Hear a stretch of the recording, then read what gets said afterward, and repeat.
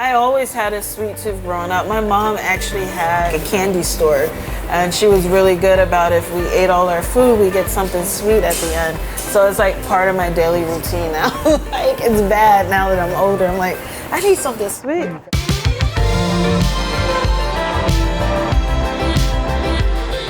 My high school culinary teacher, she made it very clear. She was like, LaSheeda, this is a white male-dominated industry.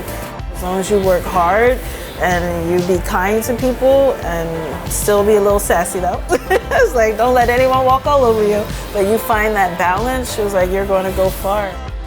I never thought in a million years I would be working here, but I love that my journey has taken me here.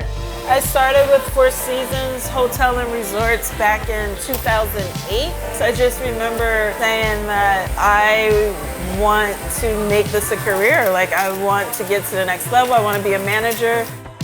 And I started out as a cook 3 with the company, and that's the basic level. And I rose up to the top. I didn't want to be one of those people who skipped a couple steps. I wanted to really learn and get there, because some people are coming out of school and they're like, I'm a chef, and I'm like, no, you're not. No, you're not.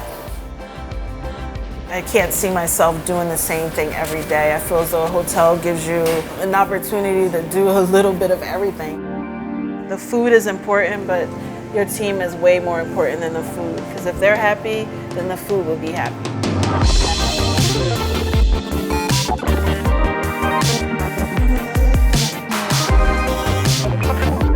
It brings you back to a really happy place, and I feel like that's what dessert does.